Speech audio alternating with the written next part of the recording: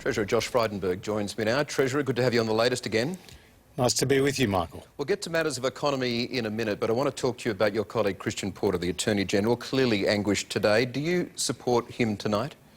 Absolutely. This has been devastating for many people involved in these allegations, and I think Christian really spoke from the heart today, and he gave his version of events, and we do know that there's only one body that is authorised to deal with such serious matters, and that's the police. And the police have spoken and they've said that the case is closed.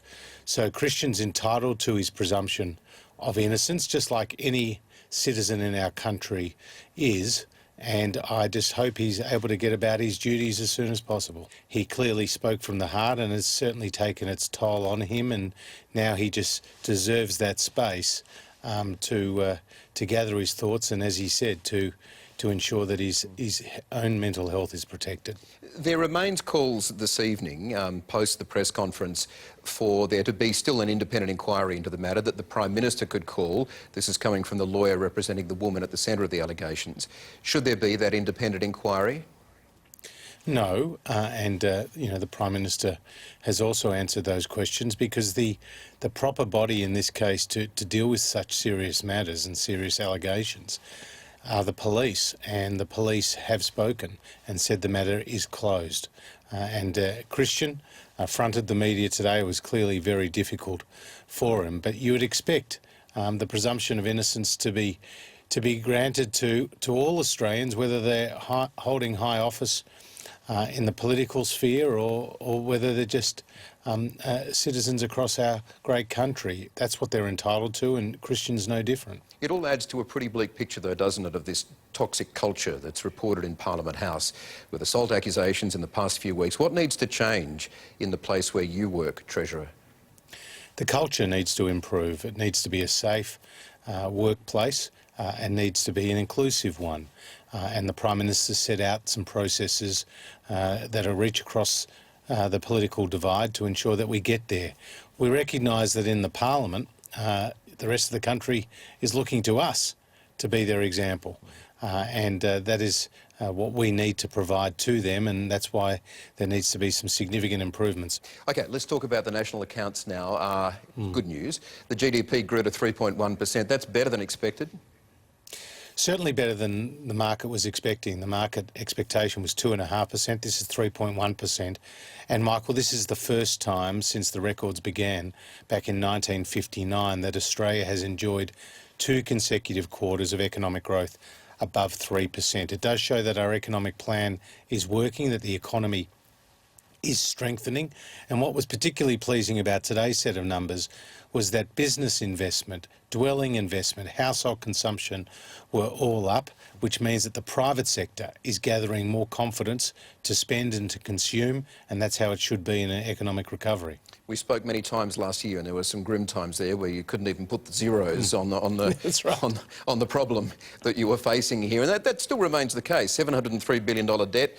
It's going to rise to $966 billion on modelling. How do you combat that trajectory? You've got some growth, but we've still got a major problem to deal with. Well, there's still some big challenges across the economy. The virus has proven to be not only deadly but very stubborn, and as we've seen with the various variants of that virus that are being found around the world. So we're by no means out of the woods yet, but there is a light at the end of the tunnel, and we've seen 94% of the 1.3 million Australians who either lost their jobs or saw their working hours reduced to zero at the start of this crisis now back at work. And today we saw 3.1% growth.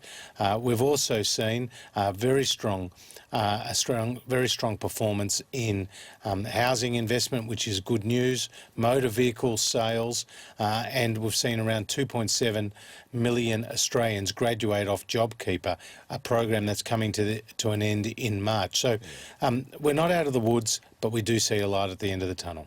One more question before you go. It's on the aged care tax, potential of an aged care tax following the Royal Commission report. Today, I think you suggested that that's not a preferred option. What is your position on that, and can the changes happen without a significant tax? Well, there's going to be significantly more spending for aged care. It's patently obvious that that needs to be the case, even though when we came to government, spending was around $13 billion a year, and now it's jumped to more than $21 billion a year. And we've obviously invested heavily in new home care places as well.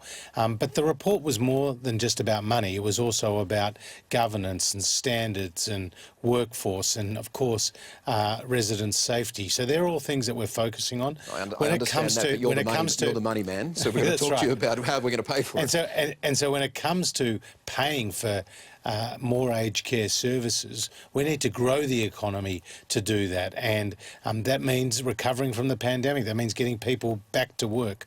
But we've already announced an interim package of support of more than $400 million. We'll have more to say in coming weeks and months as we lead into the budget.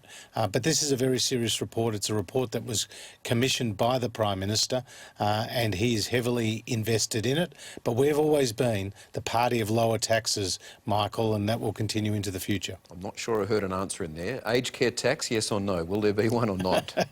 Well, we're going to consider all the recommendations from the report. I'm not about to announce the outcome of those deliberations on your show tonight. You're more than welcome to, if you like. But what I will say, that's right. But what I will say, Michael, is there will be more spending on aged care. That answer and that response will be provided in the budget context. But when it comes to taxation, our track record has been, as a government, as a coalition, to deliver lower taxes, and that will continue into the future too. All right, Treasurer Josh Frydenberg, thanks for joining me. Always a pleasure. Australian of the Year,